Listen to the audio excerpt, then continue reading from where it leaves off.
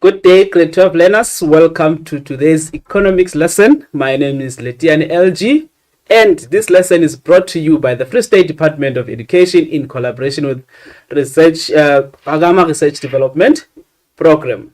Right, grade 12s, today we will be focusing on paper 2 revision. And as you know that the main topics under paper 2 is the microeconomics as well as contemporary economic issues of the day, of which under microeconomics we are looking at the market structures as well as market failure, while under contemporary economic issues of the day we are looking at inflation, tourism, as well as environmental sustainability. Okay, right. As the understanding is to say, since we are approaching the paper, first we're going to be starting with the technicalities of exam tips as well as what is expected of you as a grade 12 learner who's preparing for their final examination. Okay, this paper, as a reminder, that will assess the microeconomics as well as contemporary economic issues of the day, and the duration of the paper is 2 hours. And therefore, we always say that for you to excel in this examination, it is very, very important that you diligently practice these questions that are middle order as well as higher order questions. What are we talking about? The 2.4, 3.4, 4.4, 2.5, 3.5, as well as 4.5. Those are what we call middle and higher order questions. And also we are saying that the advice was you should have already been practicing with the previous examination papers from 2021 up until 2024.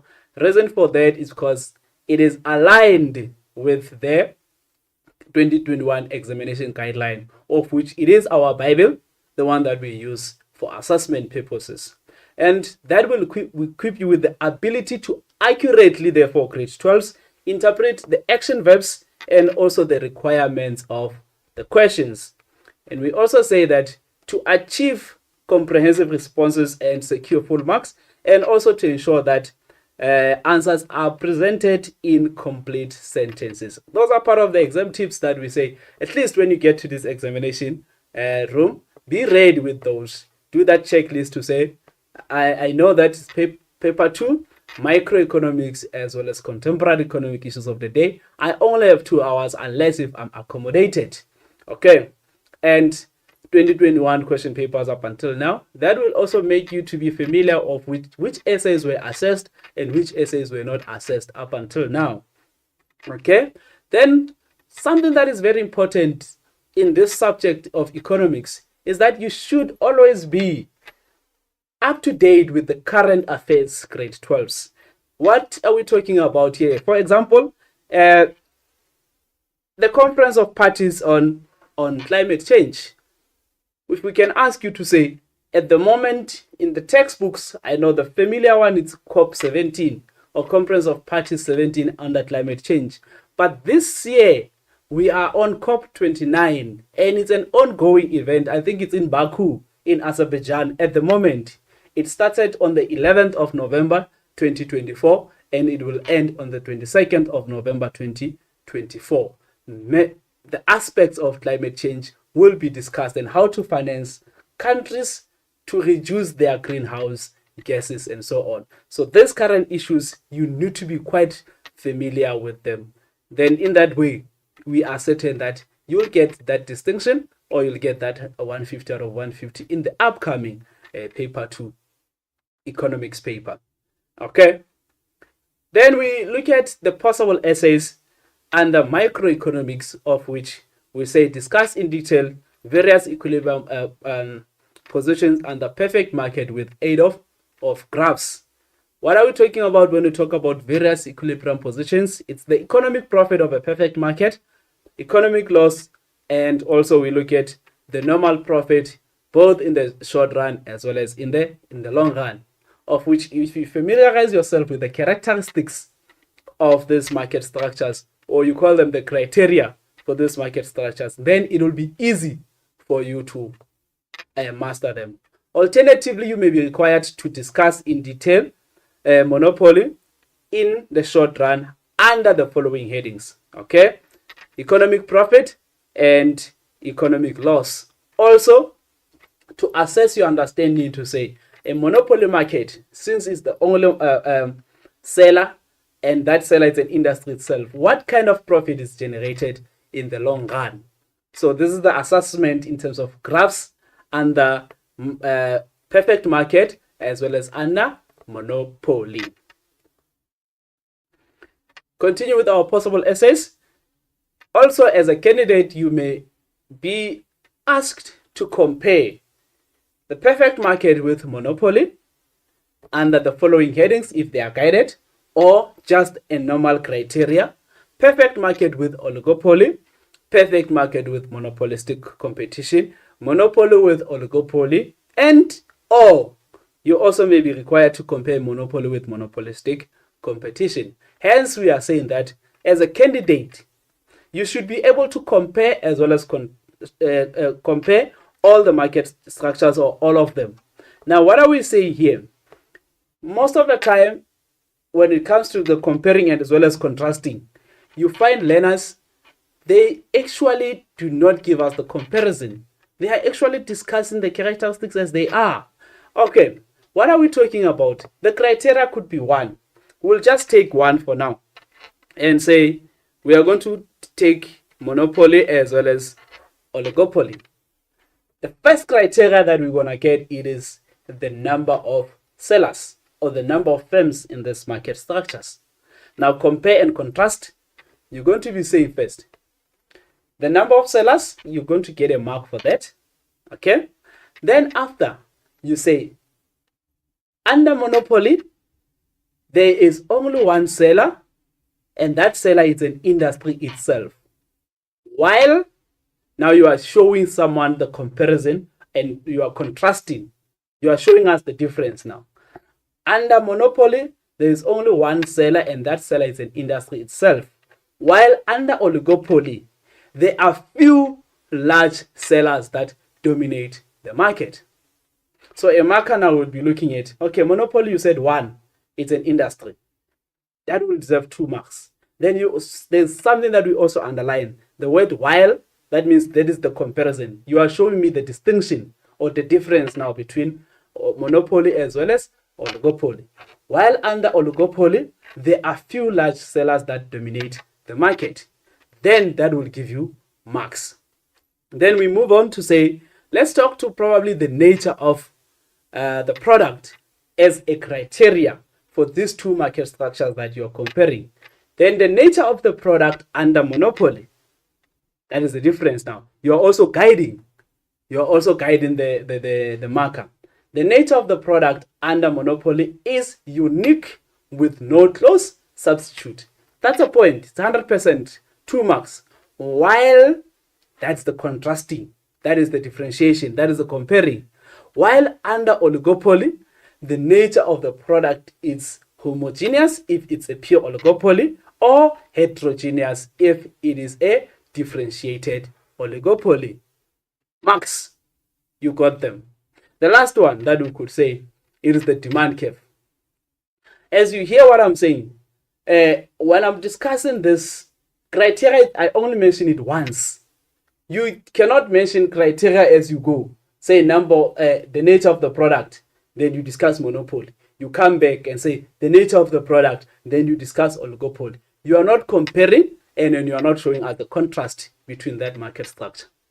The demand curve under monopoly, it is downward sloping from left to right, while under oligopoly, the demand curve, it is kinked with 2 elasticities, the relative elasticity as well as the relative inelasticity. That is the comparison. That is how we are saying that any comparison here may be required of you. So you need to familiarize yourself with all the 4 market structures with the same criteria. That's very, very important there. Okay. Then also, you may be required to discuss the characteristics of monopoly as a standalone. Okay.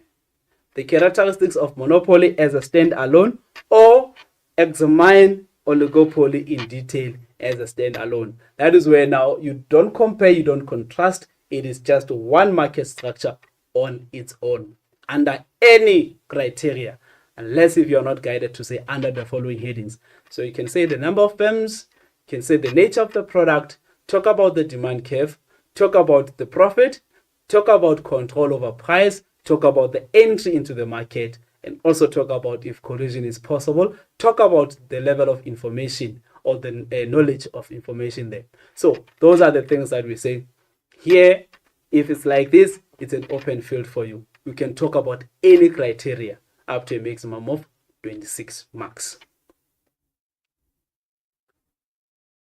Alternatively, we have moved now to, from market structures, we go to market failure, where we'll be saying to you, discuss how the following factors can lead to misallocation of resources in a market.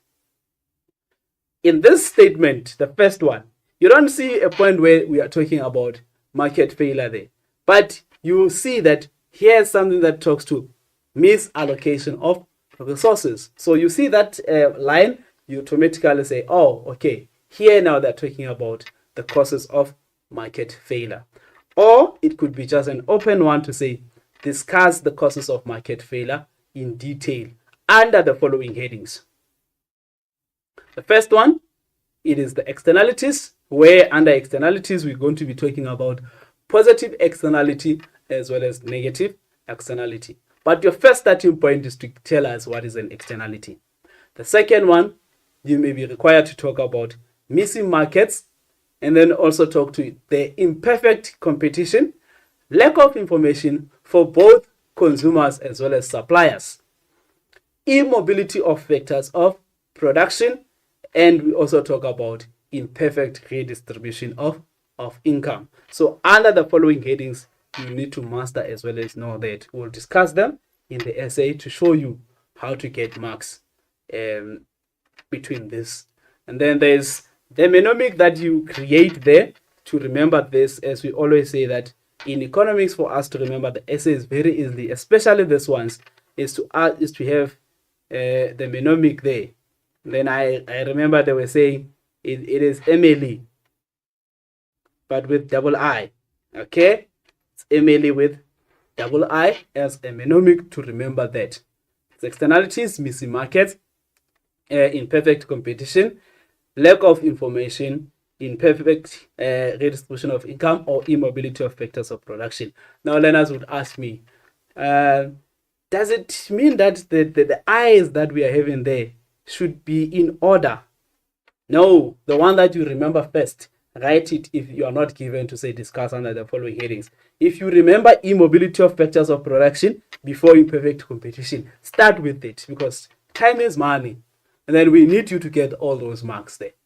So there is no order that is prescribed for you. Okay. Then also state intervention. You may also be required to say, discuss with clearly labeled graphs the consequences of government intervention in the market for each of the following headings. So that's the first thing, the graphs. Alternatively, discuss the state intervention without the use of graphs under the following headings again. So in these two essays, the issue of market failure or causes of market failure, they could be to say under the following headings, and then the options are given to you there. So hence the advice is always to say know all the headings, because any of those combinations may be assessed, or it may be an open field for you to write everything that is there.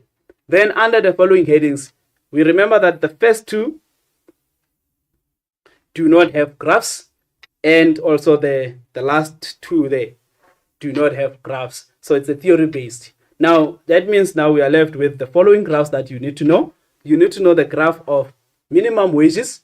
You need to know the graph of maximum prices, minimum prices, the graph of taxation, as well as the graph that talks to subsidies. And having to understand that in economics, a graph is worth 4 marks, of which we'll be showing it in the next slides as we continue. Okay, so these are the consequences of government intervention. Now, I always say this as much as when we explain inflation, the same applies.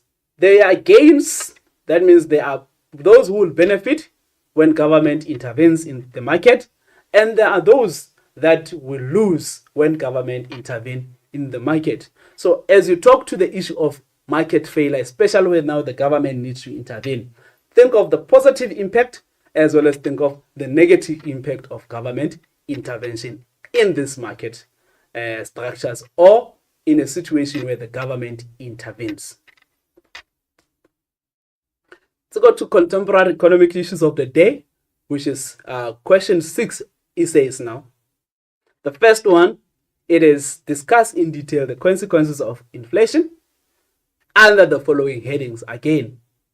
Okay, so we've got once inflation increases or once the economy incur inflation, how does that affect the debtors, and also how does that affect the creditors? Now, we will be saying that a starting point is that as the debtors borrow money, they benefit from inflation. One will be asking, how do they benefit? When they borrow that money, they borrow with a higher purchasing power as long as inflation keeps on increasing. Hear me correct here, candidate. Hear me correct, economics learn. As long as inflation keeps on increasing, the debtor benefits from borrowing money, but the creditor loses. Why? Because when they borrow the money with the initial stage, they borrow it with a high purchasing power, while when they repay it, they repay the money with a low purchasing power. Meaning, 100 rand today, if I borrow 100 rand from a friend today, and I'm going to a shop and buy, I may benefit in few months or in a month's time when I pay that 100 rand. Prices could have not been the same. Prices could have increased already. So the 100 rand itself could have not lost value, but what it can purchase is the one that determines the value of that 100 rand. That is what we are saying now. The consequences of inflation is that when it increases, debtors benefit, creditors lose or suffer on the other side. Then wages and salaries on the other side. Especially we know that wages and salaries are usually fixed. They do not change over a period of time. Maybe we'll negotiate, or our unions will come and negotiate after a year or after 2 years. But this inflation, as much as it is measured year on year, but on a monthly basis. So those with fixed salaries, as inflation increases, they tend to suffer because their purchasing power decreases. It means the affordability now, what they can afford, decreases because prices have went higher, but the salary has not reacted to the increase in inflation. Then also, there are those what we call investors as well as savers, especially on fixed property or on the nominal value of the property. If I save the 100 rand today, rather than spending it, in the near future when I withdraw and get that 100 rand, it may not be of benefit to me because inflation is higher. I've chosen a side here, economists, to say, I'm looking at inflation, not deflation. I'm looking at the general increase in the prices of goods and services, not a general decrease in the prices of goods and services. Because if in an economy we're incurring a deflation, we are going to benefit when we save the money, because if we save it today and in the near future the prices keeps on decreasing, it means when I withdraw my money from the savings as well as investment, it will assist me by buying more of the goods that I want. But in an economy where prices of goods and services keeps on increasing, the investment or the savings that I would have done then do not benefit me. So that's the consequence as well. The taxpayers, you'll see a point where the tax bracket keeps on increasing because of the progressive tax system probably that we are using in South Africa. And then the tax bracket as well as the tax group, it is there. But my salary, it does not increase with inflation, but we're still having to pay larger taxes on personal income tax. And as that happens, the disposable income that I have, it's too little for me to purchase basic goods and services. So it's a consequence to the taxpayers, and in a very negative way. And as such, that also could contribute to industrial stability or instability, if we put it that way.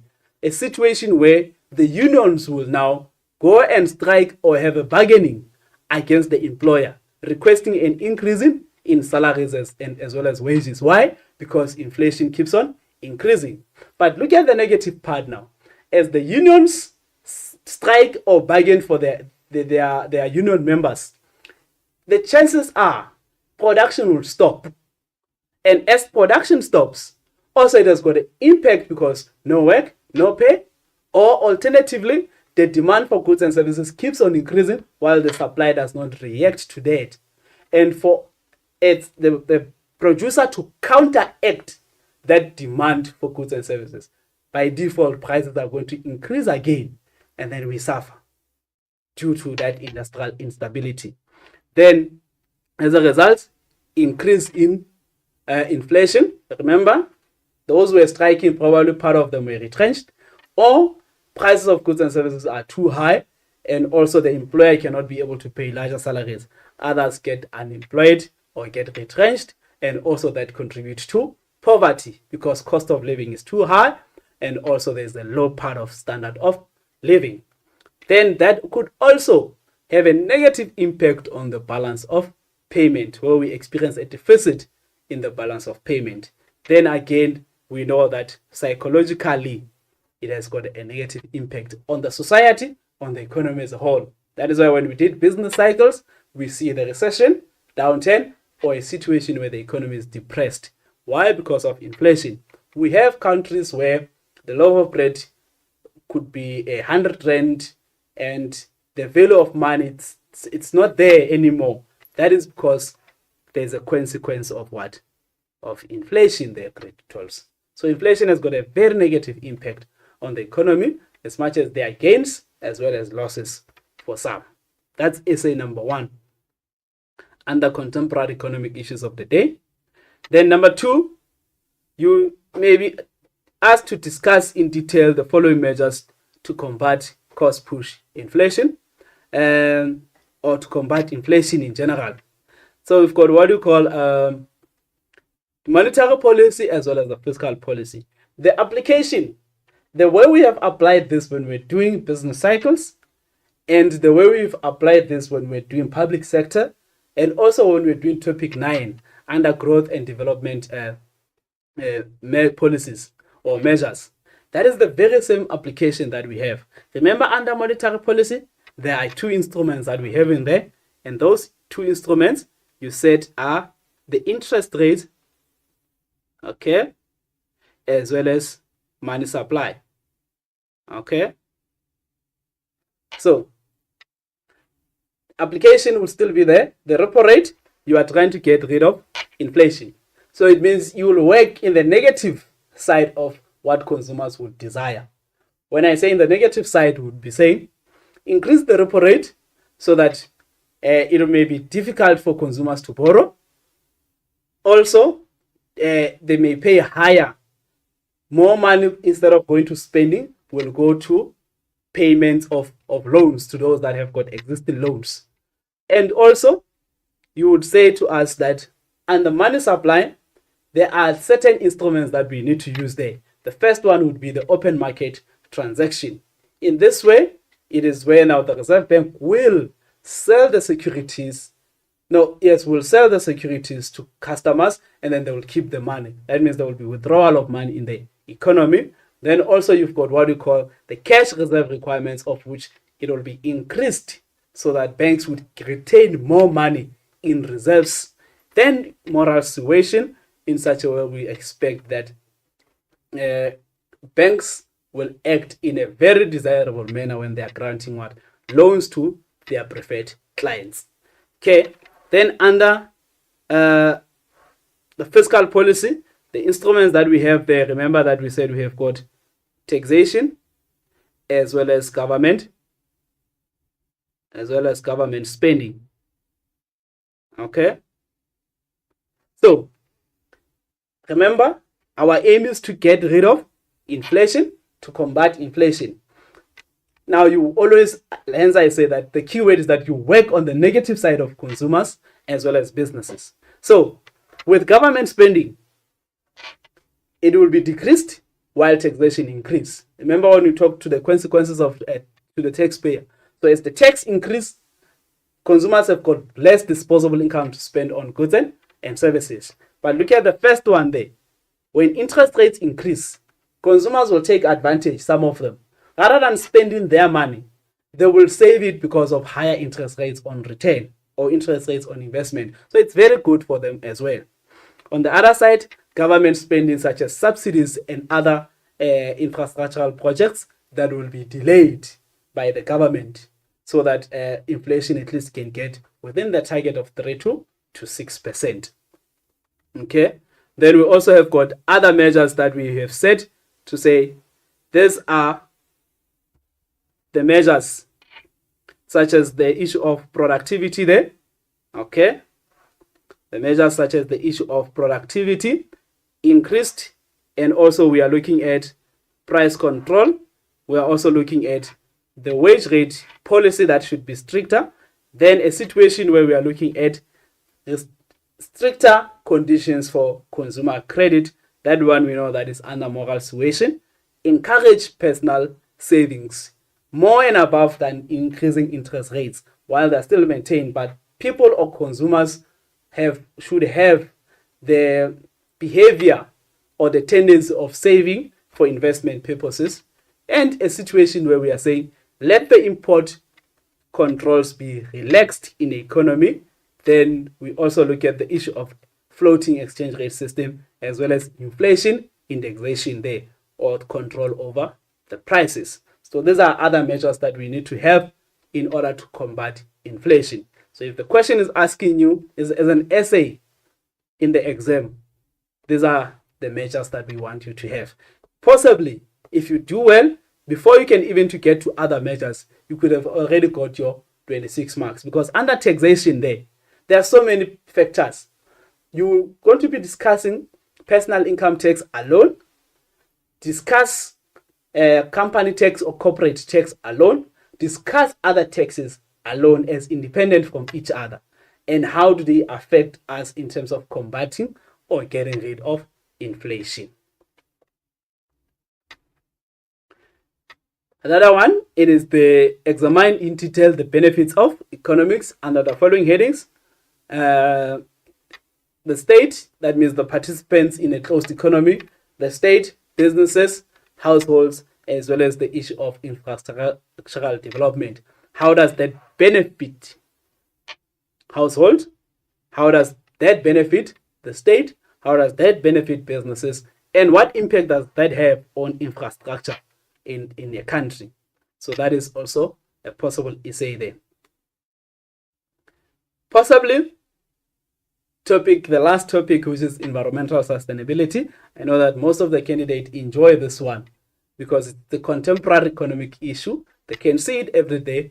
It means they can also discuss it there, where we say discuss in detail how the government ensure sustainable development under the following headings again. You see, so here is a safe net, candidates. You cannot be saying the examiner is cruel or something, because the indication is there to say under the following headings. Any combination could be there. Hence, I always advise candidates to say, know that you studied this, all of them, because we could say that this one could be 8 marks, and then the other one is 10 marks, and then the other one is 8 marks. So all this, just this 3, 16 plus 10, it's 26. So before we could even go to paying for environmental subsidies, already the 26 marks could have been there. So the examiner could just give you only these 3 headings and say discuss under them. So if you forgot to practice them, or you just did not pay attention to all of them, you would even think that the exam was so difficult. But the indication under the exam guideline says we should know this independently from each other. Okay, so this issue of granting of property rights, the aim there is to protect the environment or to ensure sustainable development. Remember, when you start, you would say people will take care of things that belong to them rather than things that do not belong to them. So the environment always get abused because consumers as well as businesses or the market see it as a common resource. So they abuse it. But if property rights are granted, people tend to protect that environment. They will take care of it. An example that we always say is that who owns the lions? Who owns the leopards? No one. But we find them in a Kruger National Park in a very demarcated area because property rights were granted to the zookeepers to take care of those animals that we say they are at the verge of being extinct. Okay? Paying for the use of the environment. Here we talk about consumers as well as businesses. At some point or at places where we live, monthly we get a bill where we say we should pay for rates and taxes. Why? Because there are people that come and collect the sewage or that service the sewage or they refuse the removal.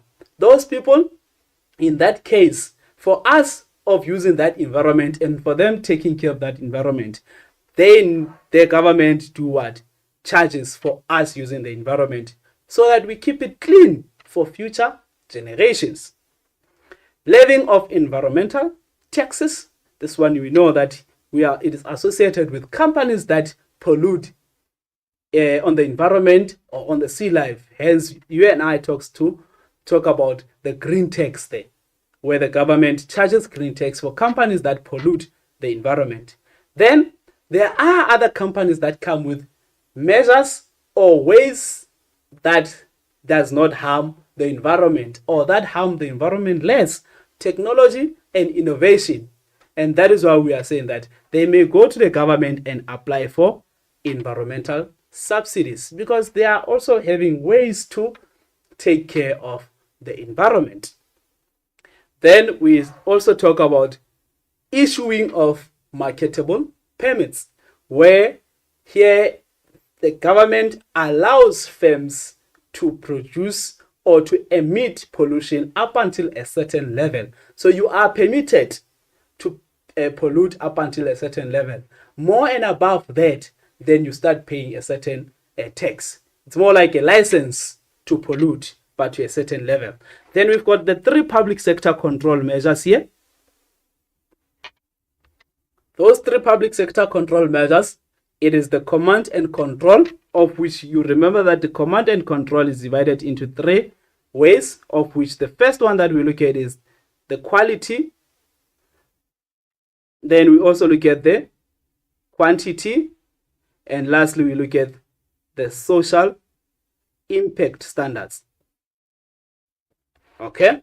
The social impact standards, of which this one, the quality talks to the purification or how much pure or are you polluting. And this one talks to the number or the quantity. And then this one talks to the social, talks to the people. How does that affect the people around that?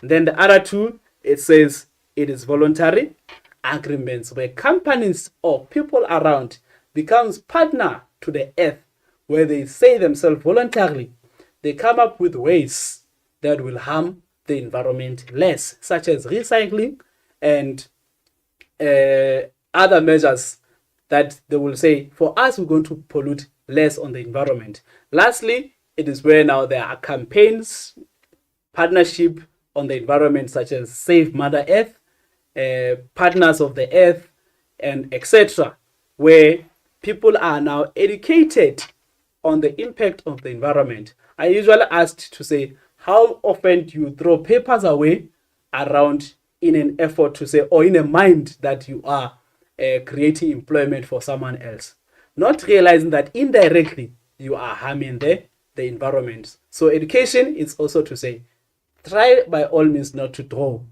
papers or garbage in an open field, because in that way you are not actually trying to create employment, but actually you are harming the environment. So these are the measures to ensure environmental sustainability. Lastly, as a possible essay, discuss in detail the following problems and here's something. Discuss in detail the following problems. That's the first thing. And the international measures taken to ensure sustainable development. So there are two things that you are looking at there. It is the problem as well as the measure that is taken to ensure sustainable development. Under the following headings, there are only 5 problems there. Then I always say this. Is biodiversity a problem? The answer is no. Biodiversity is not a problem. But loss of biodiversity is a problem. Because biodiversity refers to living as well as non-living species in an ecosystem, of which it refers to animals, people, as well as plants. Okay? But the loss of biodiversity, it becomes a problem where we say there are other animals that probably some of them have extinct and some of them are at the verge of extinction. So if we do not ensure, or if you don't come with measures to ensure that they are sustained for future generation, the future will not be able to know them or to even see them. Hence, we are saying that they should be protected. So the international measure there that was taken to ensure that there is no loss of biodiversity, it is CITES. CITES, where we said it is the Convention on International Trade in Endangered Species. In South Africa, we know that in previous years, we actually had a problem with the issue of rhino poaching, when our government had to come with measures to protect rhino poaching because it was at the verge of extinction. So as such, we don't want that to happen. Then there are others of certain flowers, we call them the fauna, the flora, those flowers that we protect because of their verge of being extinct. Once they are extinct, they may not grow again. So they need to be protected. Then the other one is the issue of chemical waste, where we said that it is toxic to the environment. It is toxic also, not only to animals, plants, as well as human beings as well. So that should have a little impact on the environment. The measure that was taken to solve the issue of chemical waste, it is the issue of the Stockholm Protocol. Okay. And also you talked to the issue of the Rotterdam Convention. Those are the measures that were taken to get rid of chemical waste. Then we've got what we call the hazardous waste, of which here we are saying it is nuclear or radioactive. It is highly toxic. It is hazardous to the environment. And as such, that needs to be solved. Especially on countries where there was war, you will see that wherever there were bombs and everything, the grass cannot grow, or even people cannot even erect houses in that particular area because of it is highly toxic and can even take longer and 1,000 years to decompose. Okay, then the measure that was taken against this hazardous waste, it is the Basel Convention.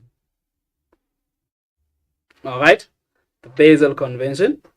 Okay, then we've got number 4 there, where we talk about the climate change. This is an ongoing issue. Candidates, you will still see it in every exam. There will be a question that talks to the issue of climate change, because I always say that even in South Africa, we even lost the seasonal count. We only know on the 1st of September that is spring. After that, we no longer know actually which season are we at. Okay, because of the issue of climate change. So there are certain measures and there are ongoing measures. Like I mentioned now, as of November, started on the 11th of November up until on the 22nd of November. We are at COP27. No, at COP29. We are at COP29. It's an ongoing conference of parties, where there's Nations Framework Convention on Climate Change, or UNFCCC. It is an ongoing one where we talk about the issues of climate, how to reduce the greenhouse gases. Then the one that is familiar that we know, it is the issue of the Kyoto Protocol, then also the Paris Agreement on climate change. So those are the three measures that we're taking. The last one, it is the loss of indigenous knowledge. Indigenous knowledge itself, it's not a problem. I mean, like the way our forefathers used to do things, the way our forefathers used to do medication and everything, that is not a problem. But in years and years, when it comes, because now we are moving to cities as well as towns, we lose that indigenous knowledge. We lose a way of the way things were done. I usually say that the issue of medication, such as when I have to go to the counter and buy medication, in the olden days, it was not there. If someone has got flu and inside the house, they knew how to cure that person quickly, so because they would know what to mix in terms of the herbs. But as time goes on, I'm telling you, we don't know what to mix anymore. The only thing that we want is to go to a shop and buy medication on the counter. So therefore, the loss of indigenous knowledge is a problem. Okay? Now, the United Nations came up with a way to conserve that indigenous knowledge, that it may not be lost in future generations. And the measure that was taken there, or something that the organization, it is UNESCO. So if you see UNESCO, please know that they are there to safeguard or govern the way we used to do things in terms of the indigenous knowledge systems.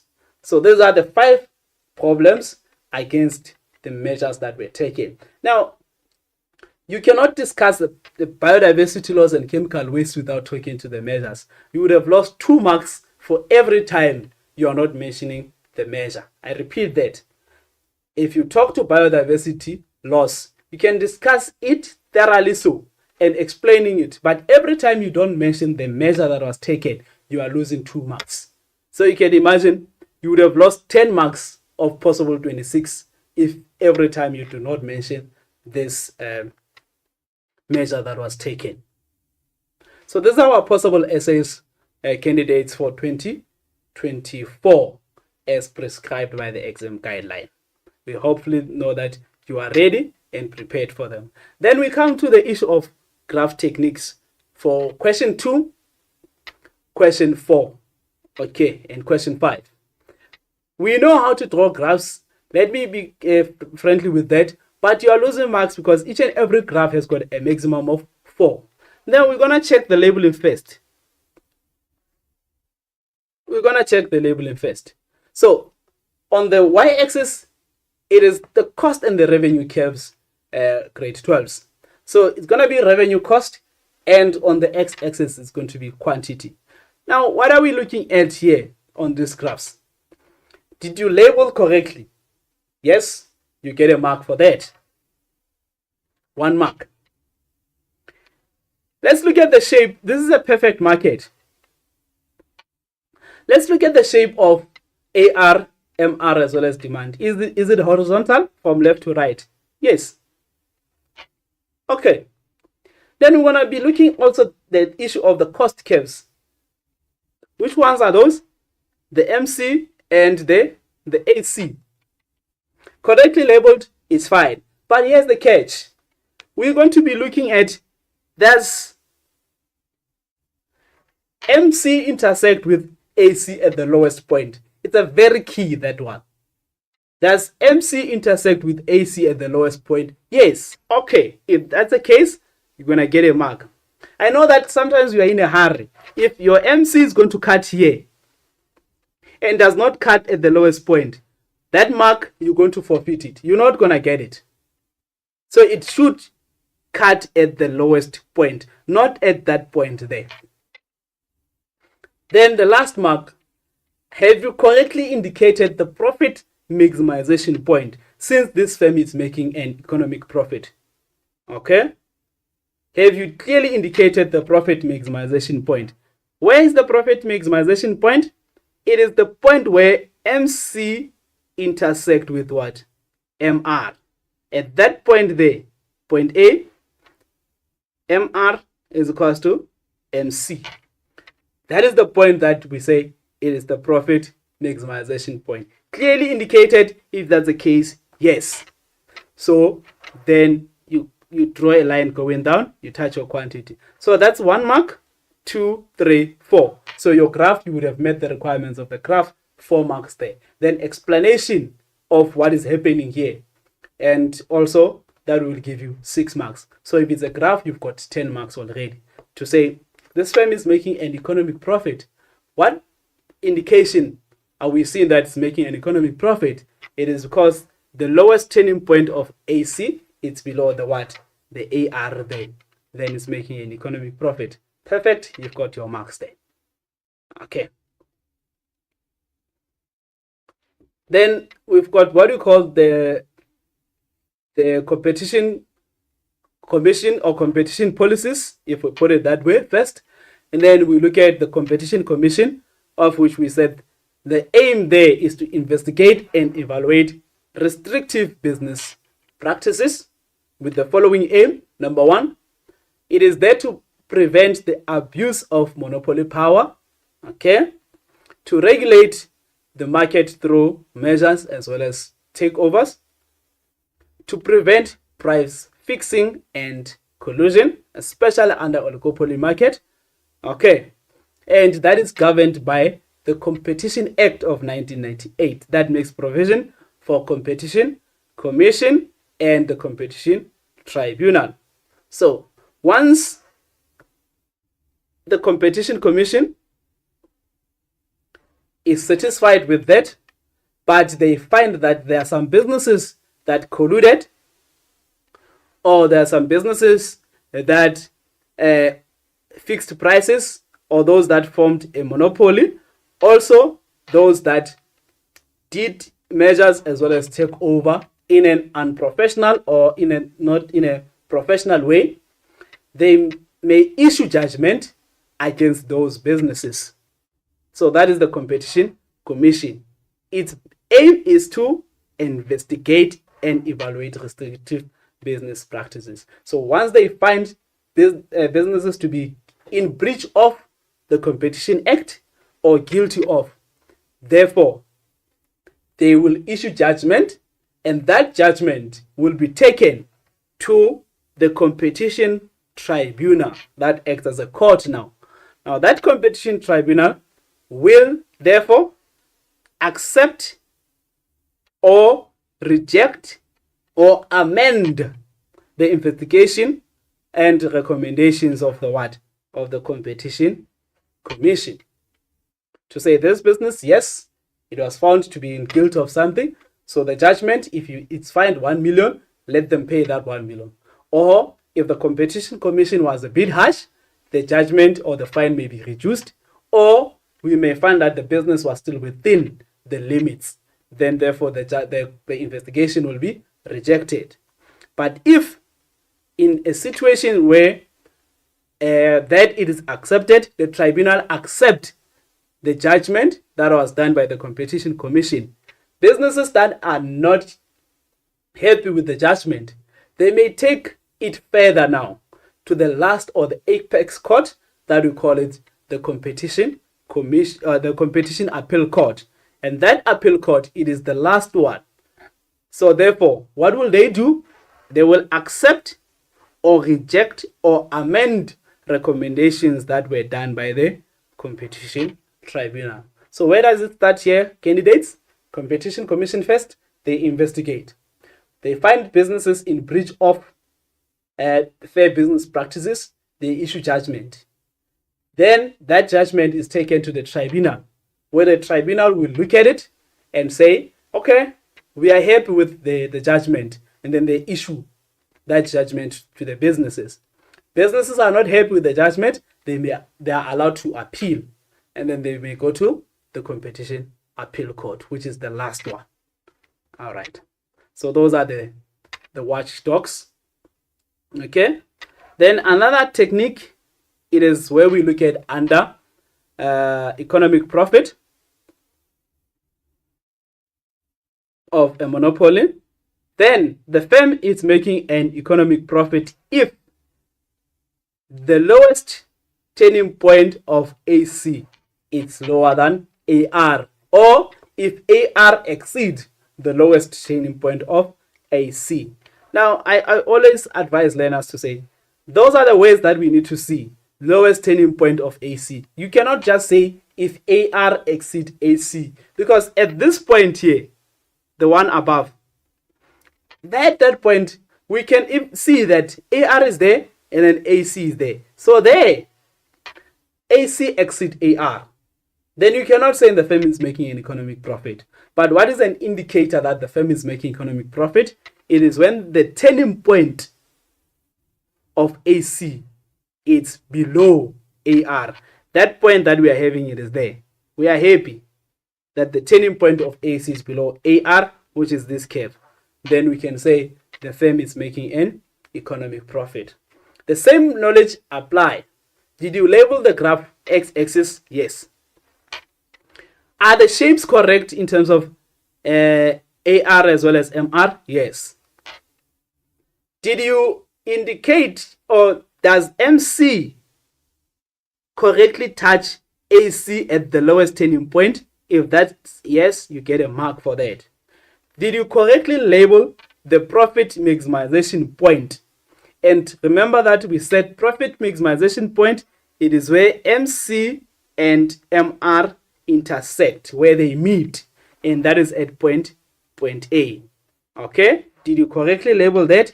Yes. Then you get another mark for that. So those are the 4 marks for the graph. Then at an economic loss, this one, now it is where the lowest turning point of AC exceed or is greater than what? AR. That firm is making an economic loss. I still repeat, the lowest turning point of AC there. So again, we look at the graph, labeling, x-axis is correct. The shape now, does MC touch AC at the lowest point? Not here, okay, but at the lowest point. Okay, we are happy with that. Then we get a mark. Did you indicate the loss minimizing point? At this point, the firm is making a loss. So it's not profit maximization. It is the loss minimizing point, which is there. Okay, so this is loss minimizing point. You are minimizing the loss, you are maximizing the profit. I always say, remember it that way. You want to make the smallest loss but the largest profit. So that point is indicated. You also get a mark there. Then everything is on the straight line. You can easily calculate. So if you are required to calculate the loss that the firm make, you're going to say loss is equals to, open bracket, AR minus AC, close bracket, multiplied by Q. All right. Then you go to the graph, you check on the loss minimizing point going up. The way it touches the line, where it touches AR, you go to the left, you will get 25 there. So your AR is 25 minus, then you still go up where you touch AC because you want AC. We get the value being 50. Okay, close bracket, multiply by. Now, learners usually make a mistake when there are many numbers there. Do not make a mistake at a loss minimizing point or at the straight line up. That is where your quantity is. So you'll take 10 there, then you'll say solve what is inside the bracket. 25 minus 50, you will get negative 25 multiplied by 10. So that is where you'll get your 2,500 as a loss there. Okay, so those are some of those parts that we say. Or if the sign is not there in bracket, you need to tell us that this firm is making a loss. So it's a 250. So you'll say this firm is making a loss inside the bracket. Now another way or another mistake that learners do, they want to start with a bigger number even when the firm is making a loss. Don't force to start with a bigger number. Or alternatively, we know that TR minus TC. It is another formula of which you say TR, it is determined by P multiplied by Q, close bracket, on the other side, C multiplied by Q. Okay, then you solve this side, you will be saying 25 multiplied by 10, and then on the other side minus 50 multiplied by 10. Then you solve what is inside the bracket, you solve what is inside the bracket, then the values, this side you minus. So that is how you also can get the correct answer there. Okay. Then with the issue of oligopoly, we know that it is the kinked demand curve. Okay. So that kinked demand curve is known as the market price or the current price.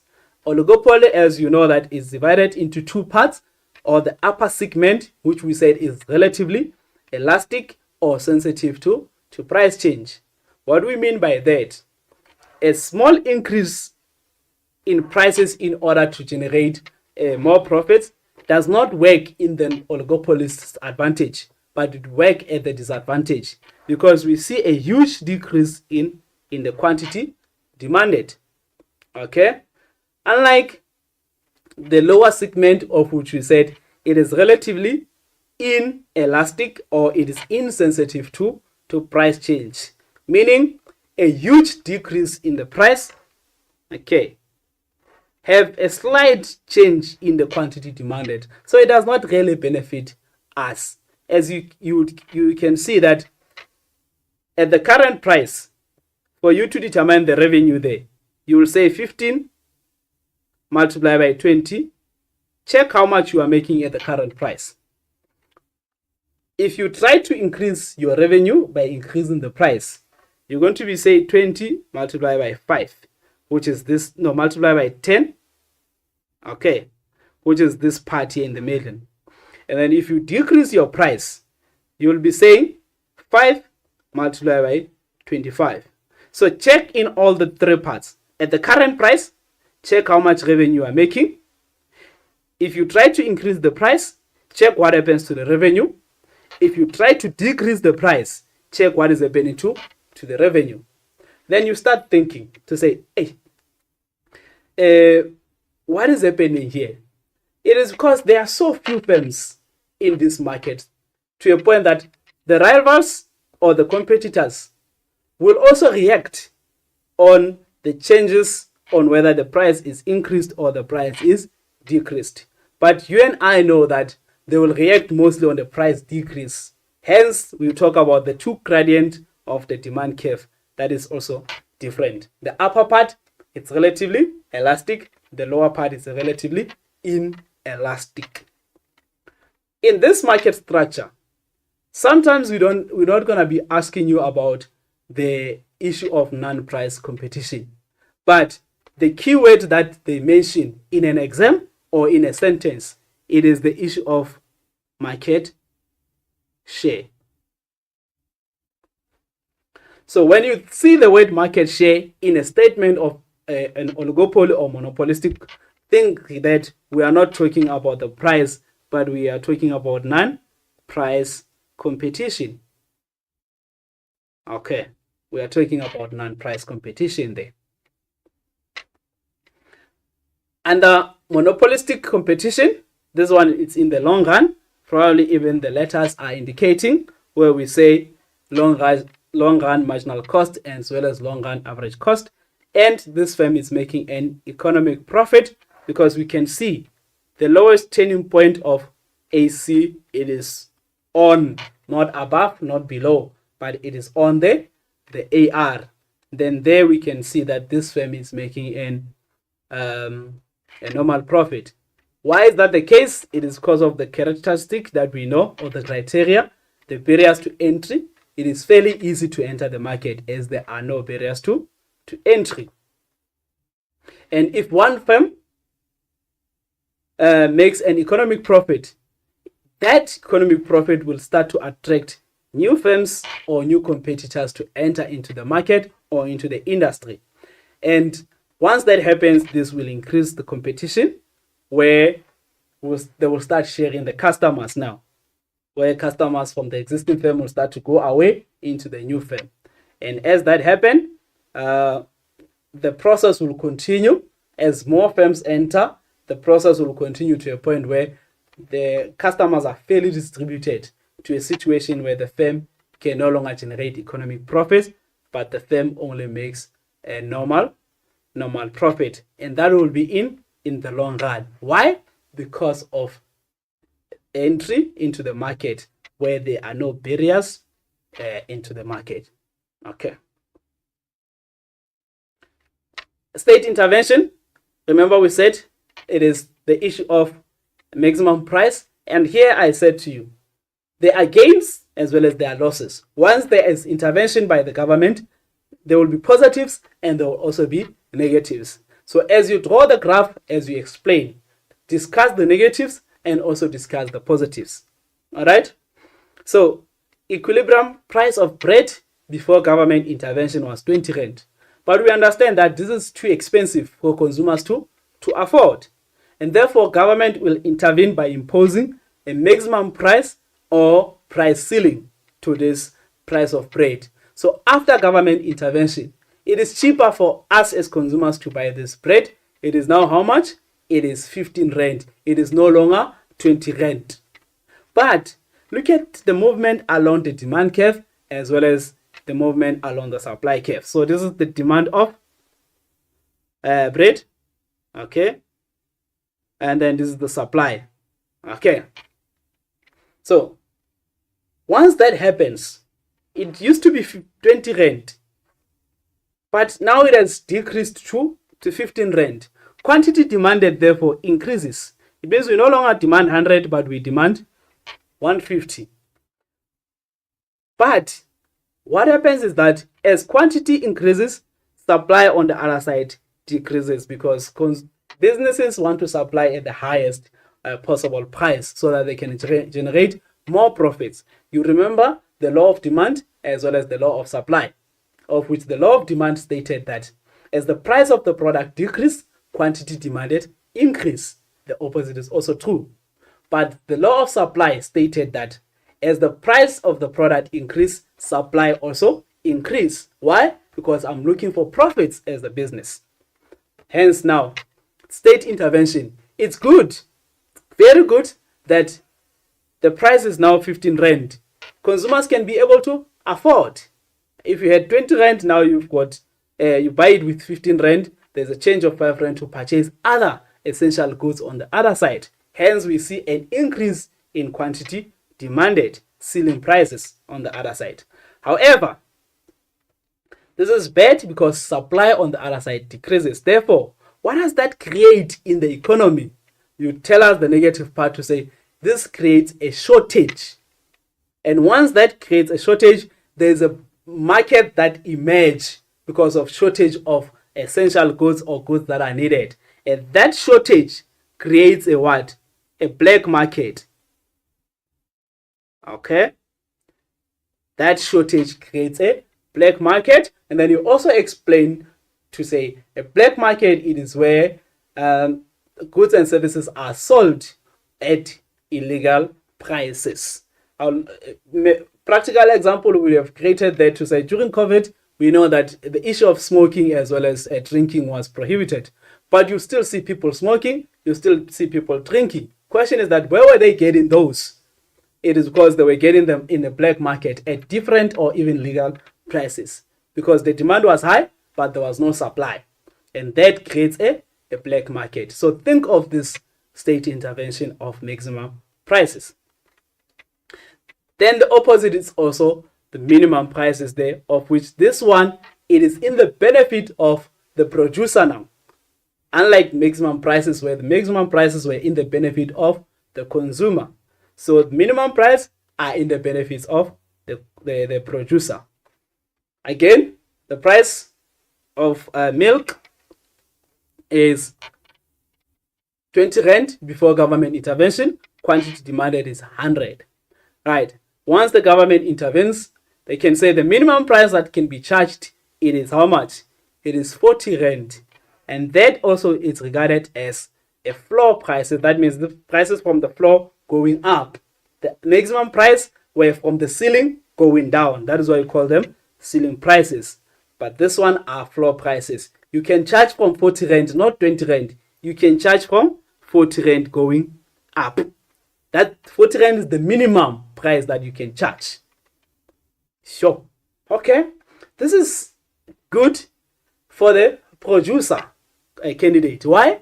Because it allows the producer to make comfortable profits and to ensure that there's a supply that is there.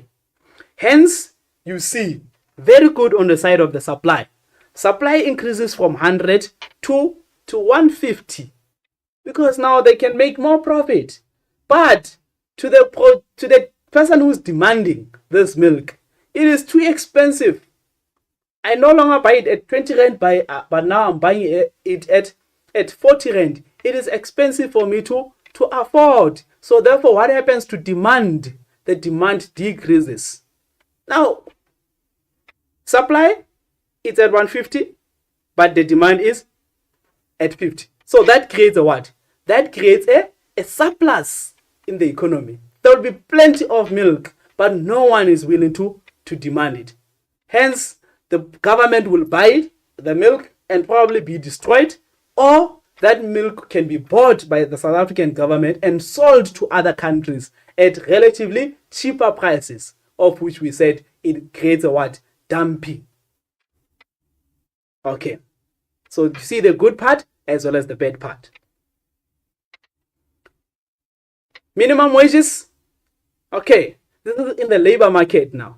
Here, it will be the demand for labor, and this is the supply of labor. All right.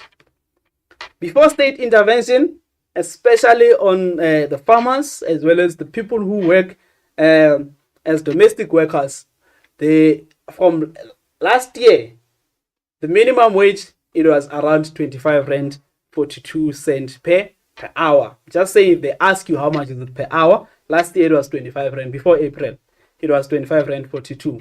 So here's another catch. With the previous graphs, we've been saying price, quantity. But when we get to the labor market, it is no longer price, quantity, but it is now the wage rate against the quantity demanded as well as supplied for labor. Now, state intervenes to say, in this labor market, the minimum wage, it is now 27 rand 58 cents per hour. We are not saying it's the maximum. We are saying it is the minimum. So it is still less, but at least they can be able to survive. All right. Then you can multiply it by the number of days. That means you can multiply it by 30 days if the person worked for 30 days, and then check how much they earn. All right. So this is good, and this is also bad on the other side. Okay. The good part of it, we see an increase in the supply of labor. Even those that were discouraged because of minimum wage, they were getting peanuts. But because now at least government is protecting them to say, let it increase. There are more people that will be saying, we are available for employment. You start seeing more CVs in the labor market and more people marketing themselves to say, I'm able to do such and such because of the minimum wage that they're going to earn. So the supply of labor increases as a result of the minimum wage. But on the other side of the employer, the demand for labor decreases because it is now expensive to pay. So other people in the labor market or those who are employed, some of those may be retrenched at the end of the day because of implementation of minimum wage. Or the employer may not even say, I don't need them because now I still need to make profits and it is expensive to pay wages on the other side. So it is good, it is bad. Then how is that bad? It creates a surplus of labor. That means a surplus of people that are unemployed. That is why you will see an increase in unemployment rate because of certain labor policies as such. As much as they are there to protect others, and also they're in the expense of those that are not protected. So once that happens, the good part about it is that those who are in the labor market will be able to have an increased wages or increased salaries, and also they may be able to afford the purchasing of goods and services. Their standard of living will increase. That's good. But those that get retrenched or those that are unemployed, we see a situation where their standard of living decreases while the cost of living keeps on increasing. So this state intervention, it's good, and it is also bad on the other side. Externalities, we look at the issue of positive externalities first, where we said when you start or when there's initial start, there are two things that we look at there. It is the marginal private costs against the marginal private benefits. All right. Then once that happens, we incur something that we say here, it is the external. All right. External benefits. Okay. So this external benefits plus the marginal private benefits will give us the marginal social costs, because it is increasing to that point. Okay, just a quick one of these positive externalities. I usually make it quicker for candidates to understand. Let's say you are at the corner house. Towards the corner house, there's a passage. Then during the night, it is not safe to pass from that passage. Just an example, okay? Then you decide as a household to put a spotlight inside the yard, okay? That spotlight, at night, it will be bright to even throw outside the yard or through the passage. So, when you started, you incurred the marginal private cost. That means you went to the shop, bought the spotlight, hired someone who installed that spotlight and paid for that spotlight for that person if you do not do it by yourself. But costs would have been incurred. Okay? So those are what we call the marginal private costs, because I incurred them alone privately. All right.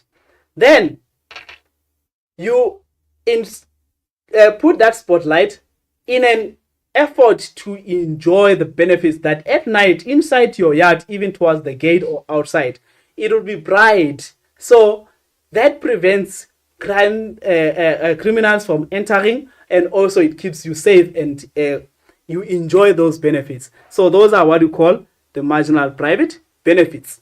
Okay, we are clear on that one.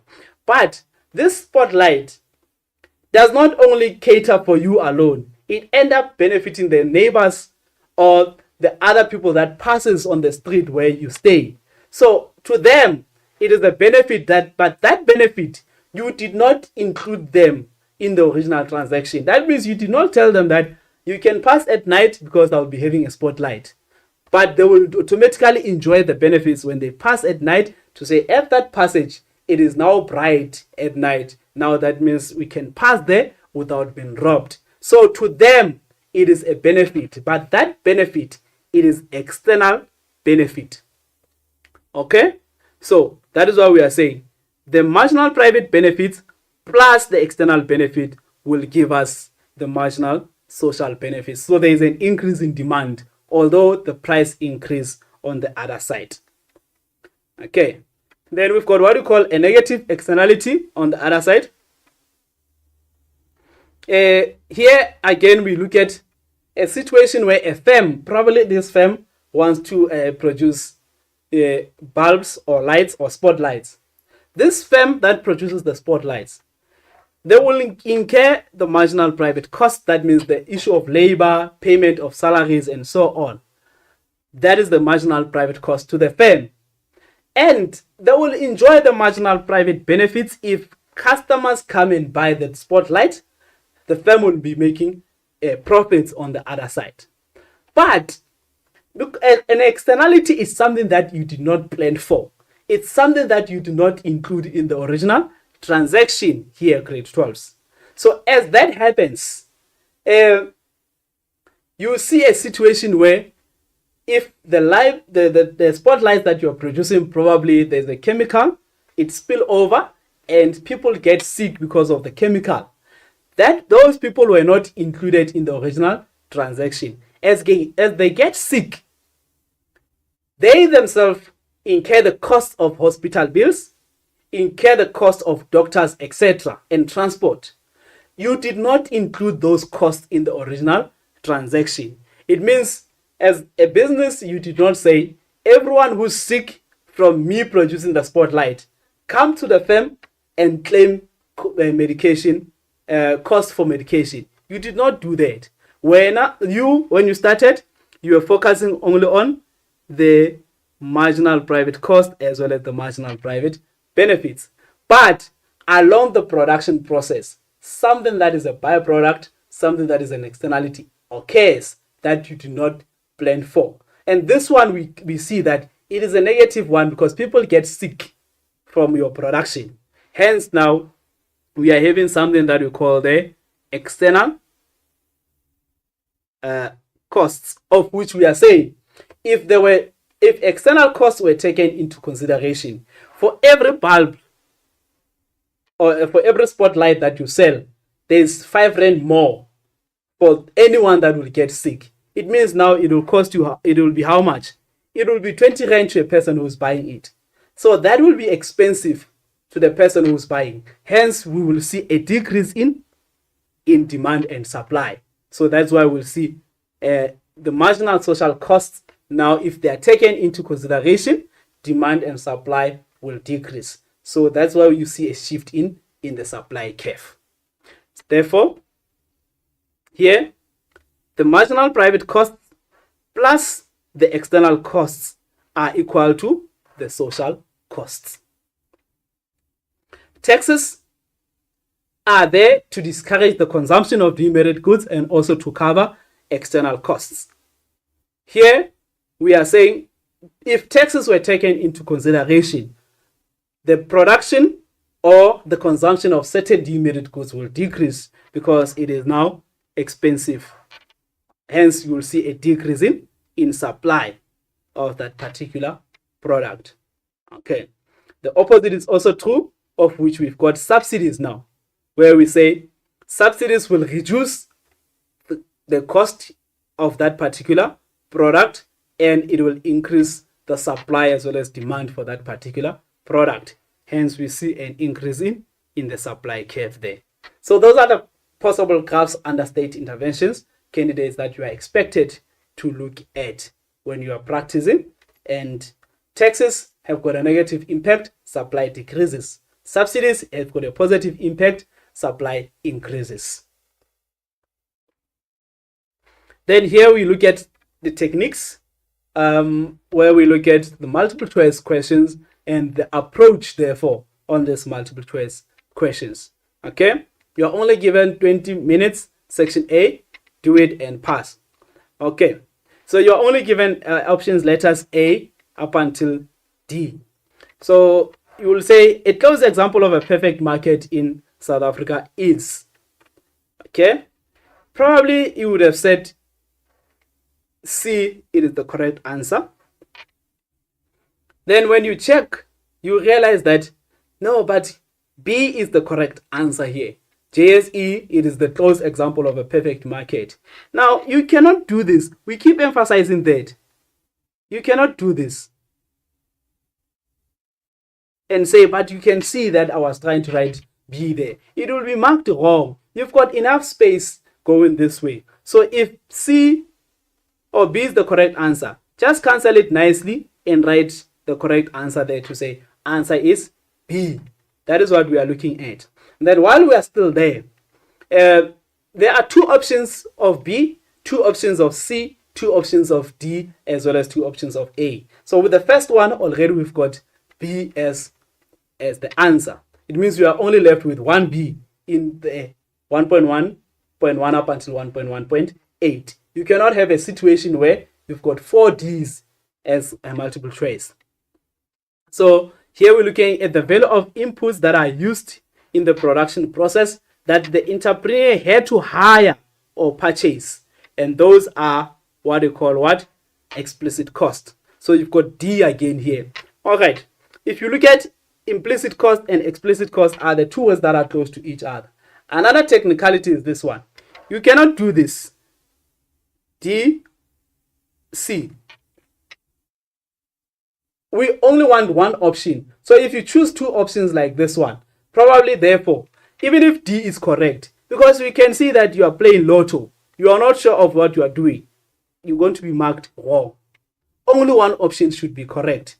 Then make up your mind, you can't do this one. So this one, it is not accepted. The correct answer is only one, which is what? Which is D.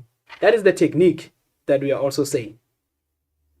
Then, again, in a multiple choice question, you cannot leave it blank. We see learners where they are numbering 1.1.4 and then leave it blank.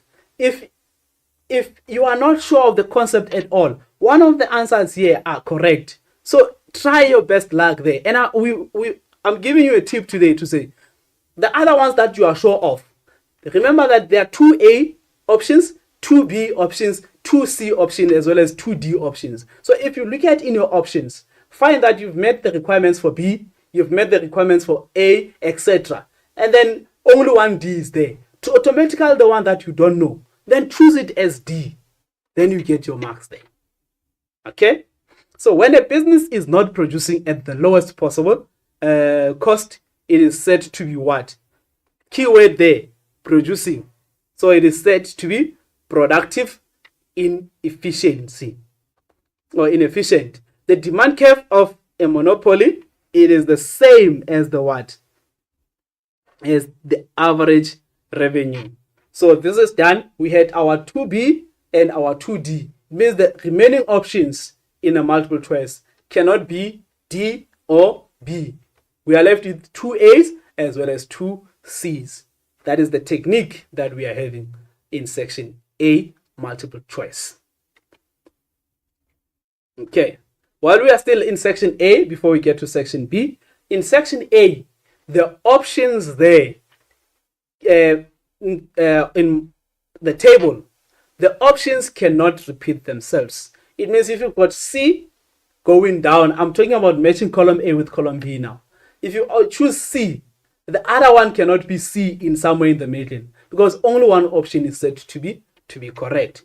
Then here we are happy that learners try to answer that. But if you do not know the components of social costs, then you might get the hanging fruits wrong, of which here we expect you to get these hanging fruits right. The first two questions, those ones are given. Name any two of something. It just requires a recall. Remember what we said?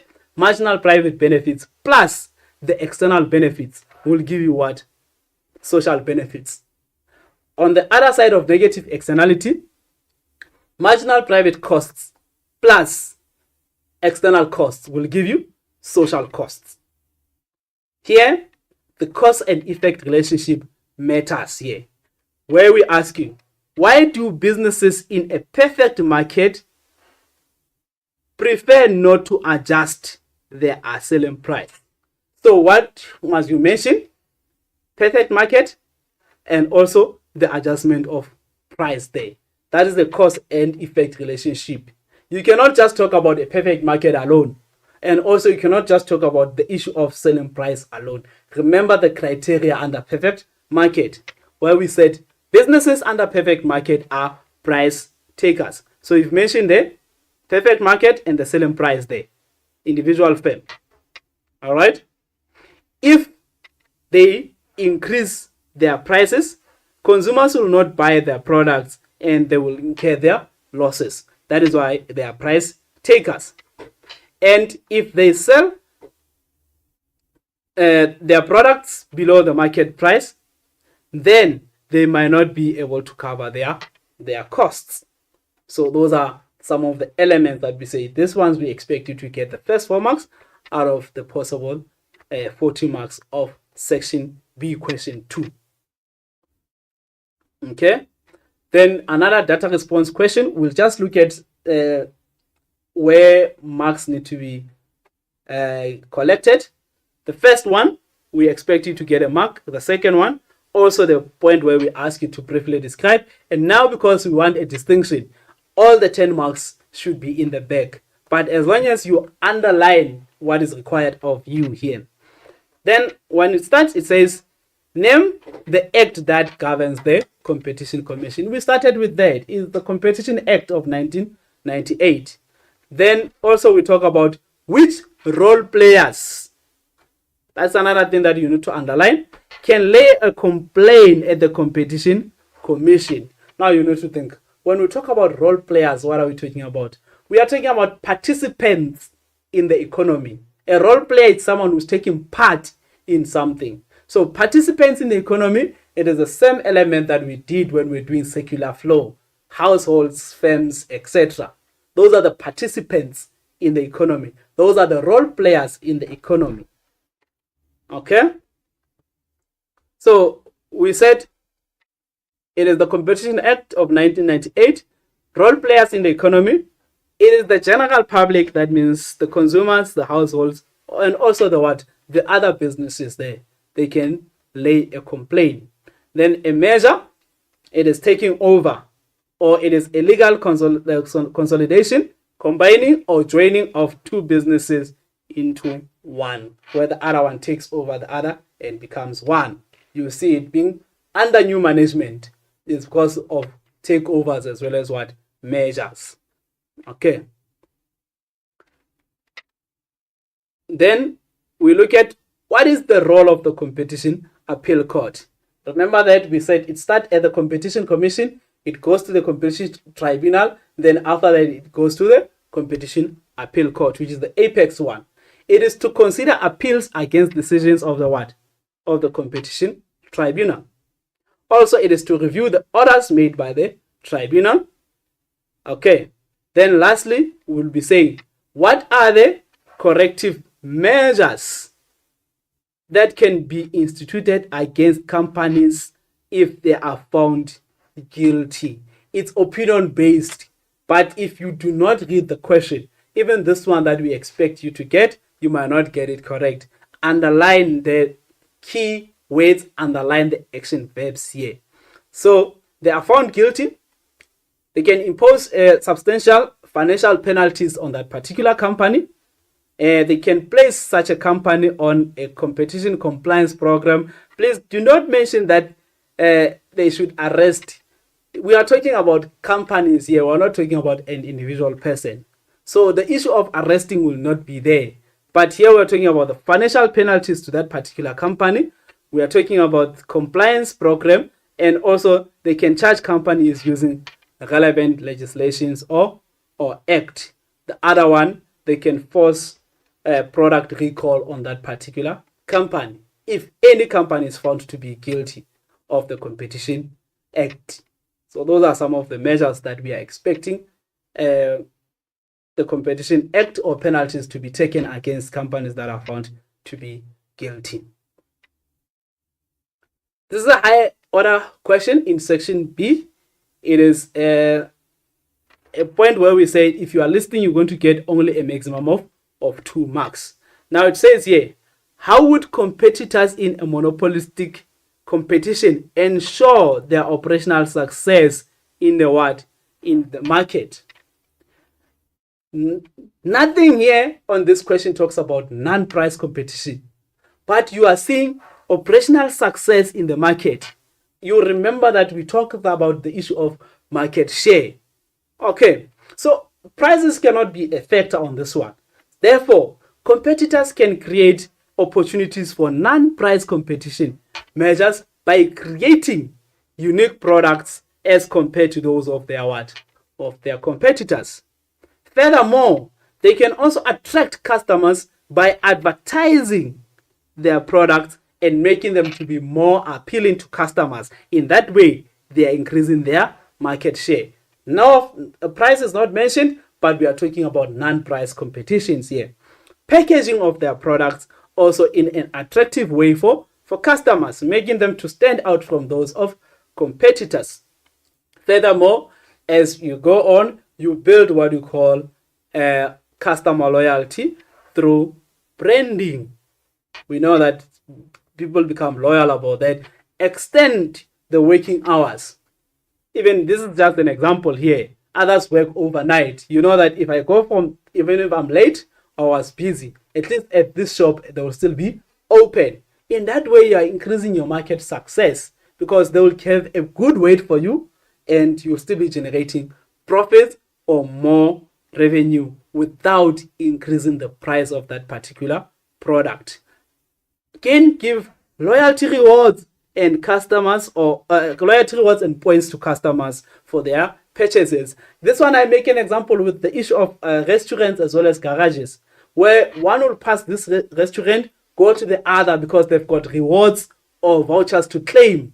And in a garage, a petrol station for that matter, you'll pass probably the other one, go to the other because you've got a card that supports the loyalty program for that particular company. In that way, the market share is increased without increasing what? The prices. So these are higher order questions where we expect full explanation. Check what I said here. I did not just say extend working hours and leave it there. I explained, giving you practical examples. I did not say brand loyalty or customer loyalty. It is explained. I did not say through advertising, but you mention a full sentence. It's a higher order question. You find it in 2.5. You also find it in 3.5 as well as 4.5. Once you list here, you're only going to get a maximum of 2 marks. So we expect full explanations there. Then here it is a middle order question where you find it in 3.4. You find it also in 2.4 and also you find it in 4.4. Explain, discuss, distinguish between, or explain the government use of subsidies and permits as measures to ensure sustainable development or environmental sustainability. Then you remember we've touched those. Okay, granting of property rights, environmental subsidies, environmental taxes. So here we are saying under subsidies, if a question is like this, you can use it in a table form or you can use it in a paragraph form, but ensure that the first one talks to subsidies and then the other one talks to permits. Okay, where we say the government can use income from taxes to provide subsidies to activities that reduce environmental damage, the development of new technologies or techniques such as energy saving, also to encourage the production of environmentally friendly substitutes such as unleaded petrol, for example. Encourage recycling of waste such as bottles and cans. Also, subsidies should be equal to the marginal external benefit. Private individuals would also install solar panels, energy saving bulbs, etc. But up to a maximum of 4. Be careful, this is a total of 8, but each one has got 4 marks. So you cannot say you are done. Look at how many points we have provided here. Provided more than 6 points, but it's a maximum of 4. So you cannot talk about one element, think that you'll get 8 out of 8. It is 4 marks this side, it is 4 marks on the other side. Okay, so under payments, the government can decide on the maximum desired level of pollution in an area, and it can also issue a license for the firm to pollute up to a particular limit. We've mentioned that, and firms are allowed to sell their licenses or part of their businesses to a larger pollution or to have a larger pollution levels, and also they can impose user fees and charges on individuals who use or damage the environment up to a maximum of 4. So those are the key parts that we are talking about here at grade 12. So that is the understanding of higher order question as well as the understanding of middle order question. Remember, you underline, you check in your middle order questions there, 2.4, 3.4 as well as 4.4. Some you always say discuss something against something, or you discuss it up to an 8-mark question. Then here, for a table form or in a paragraph, but meeting the requirements of each one. So this is what we have in section B. Section C are the essays that we've touched when we started our session, grade 12s and candidates, of which we expect that this lesson will also be of benefit in preparing you of the possible do's and the possible do not do's in the exam. And therefore, we say thank you for watching this lesson. See you next time and goodbye.